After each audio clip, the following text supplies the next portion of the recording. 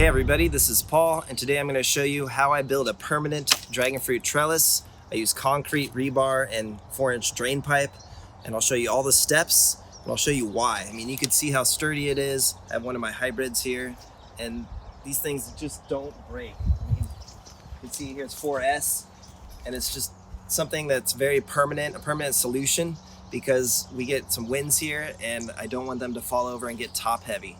So you can see here's the older design, Spicy Exotics design, and this is where it's in a hollow 4-inch drain pipe. And what happens is in time they just bend over. And you can see after a few years, I did these in 2019, they almost just kind of flex at the base. So I had to start using a bamboo post to keep them level. But as the plant gets heavier, you can see it just bends more and more and more. And so this is not a good long-term solution. And I don't want to use wood because I just want these to get really large and just hold hundreds of pounds. So you've iterated these dragon fruit trellises a bunch of times. So what version are you on? How many times have you reassessed how you made them? Probably like 3 or 4 times. I've tried 3-inch drain pipe, which I thought was a little thin. And I noticed that 4-inch drain pipe is better because I can put 4 cuttings in a pot. So this is a 20-gallon pot, and I put 4 on a 4-inch drain pipe. It seems to work really well. I have some 3-inch drain pipes down there, and they're just too narrow. So that 1-inch larger diameter is key. Maybe we can put all the parts in the description. Yeah, we can do that, no problem. And so let's go through the steps, and I'll show you how I build these. Let's go get started. Okay, so step 1 is selecting the correct location. So I'm about 7 to 10 feet from other pots. And most of my trellises are about 10 feet apart. Some are about 7 feet, but that's the minimum. So how deep are you gonna go? I go about 2 feet. So step 1 is you wanna dig a hole about 2 feet deep. And I expect to use about 100 to 120 pounds of concrete. Okay. So let me get this dug, and I'll show you the next step.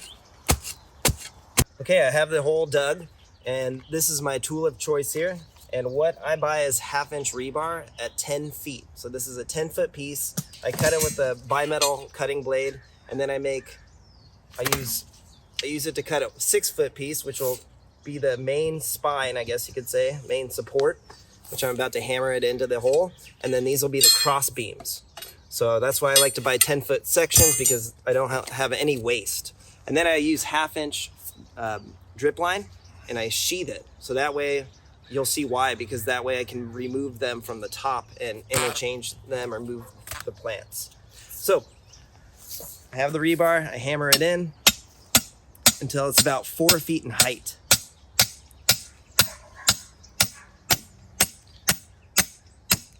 Try to keep it centered and level. That looks about good. So it's about 4 foot, 1 inch. So 1 more hit. There we go. Next up, this is the 4-inch triple wall drain pipe, and I cut this to a 6-foot piece. You can see it's too tall. So now I'm gonna trim it back just a bit. And I usually go 1 inch beyond the rebar. So the rebar is 5 feet in height. So now I'll cut this 5'1".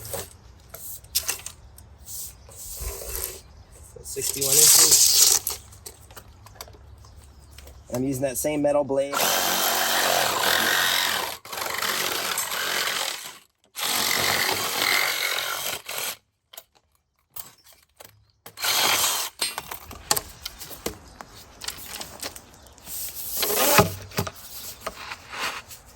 And there we go. Next up, I put a 4-inch cap, and I use this drill bit. It's a unibit.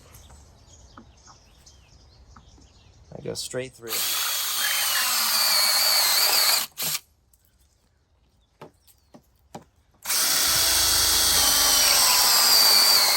Let that whip you in the face.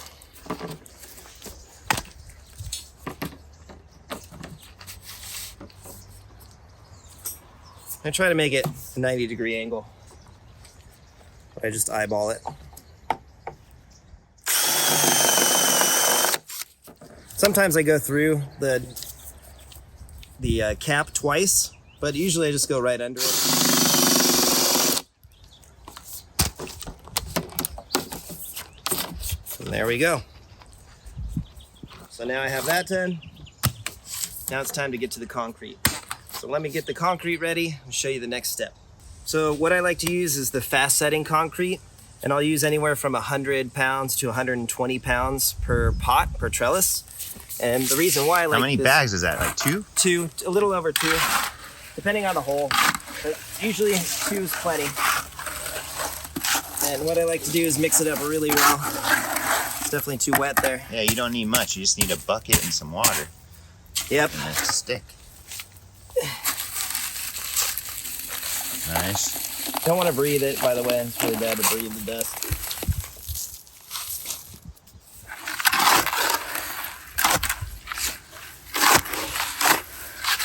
And I like to have it kind of like consistency similar to cake batter. Like oatmeal. Definitely more on the thinner side. So next I like to fill up the base first.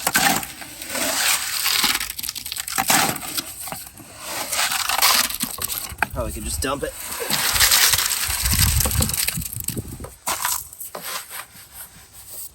Use the rebar. Just get any of the holes, air hole pockets out of there. Gonna work it in. And again, this is fast setting, so it'll set pretty quick. You want to make sure it's nice and level before the concrete sets. That's very important. And it does set pretty quickly. Then I like to use the rebar. Ooh. And that'll kind of help keep it where I want it to. I think in this case, probably something like that.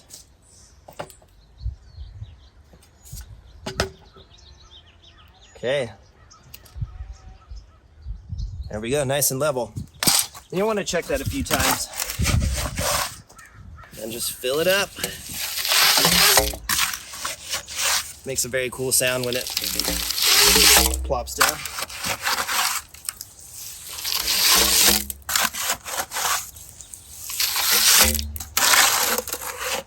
And it takes about 1 bag to fill up this drain pipe. It's around 50 pounds of concrete. Yeah, once you do this a few times, it gets pretty easy. Yeah, and you want to pull that rebar and get it in the center. Okay, so I filled it up, now time is of the essence. So the first step down here is the concrete. You want to make a nice level base. That way it'll prevent any gophers from entering the pot. And you'll see I'll cover this with some dirt and allow the roots to grow into the soil. So having a nice level base is really important. So like that there. Now, I'm gonna double check, make sure it's still level. Yep. Perfect. And now you don't want to wait too long.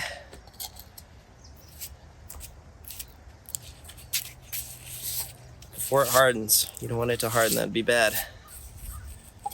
Just put the cap on. And then insert these straight through.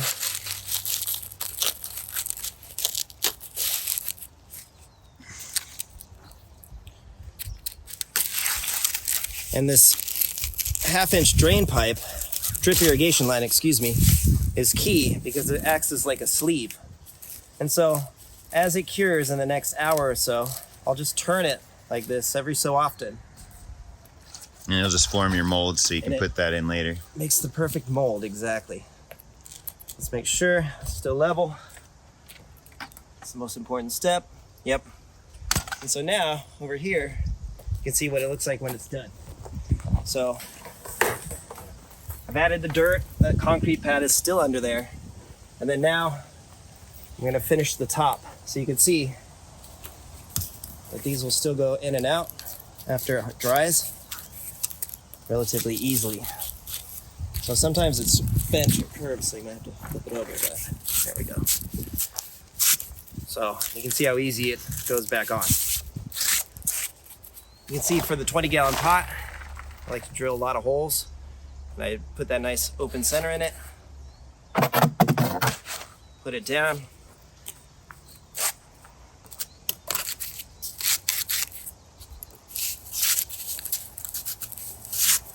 And then I like to use this wire mesh. You can buy it at Home Depot or Lowe's. Comes in a big 8-foot by 4-foot or something like that. And I think I make 4 out of them, out of each piece. So I cut them and tie them down with zip ties, and it looks like this over here when it's done. And then you have the burlap. Yep. So I like to build the top, and then I add plenty of burlap around it. Why do you add the burlap? That way the aerial roots will have something to grab onto. I've seen some people use sandpaper to make it more rough, the PVC, and you could do that as well. Okay. But I prefer to just let it be and put plenty of burlap on it. And I just use some larger zip ties, or you could use wire or twine. And there you go. Next step is I like to form a little base of perlite. So I add perlite about 4 inches and then put in potting soil, and it's good to go. And so after a while, I'm gonna redo all these that's down this whole row, and I'll show you what here's the Laverne pink looks like when it's all said and done. So something like this. And then time, some of the older ones will just get those aerial roots and really just... Yeah, you have an example of the aerial roots? There's some here. You can see how they're going But some of into my the older burlap. pots, I've moved most of them, so not in this section. That's a good example. Yeah. And there you go. And they're sturdy. They can take a lot of weight, and I don't have to worry about them falling in the winds or anything. And I couldn't be happier. So I'm getting rid of all the white ones, and they're all going to be 20-gallon black pots. And you can see I've probably done 80 of these already or something like that. 50. You're experimenting so other people don't have to. Yep, so that's been working really well for me. I'll never have to deal with rot or have any problems. So there you go. Give us a like and a subscribe. Have yourself a wonderful day. Take care. Thanks for watching.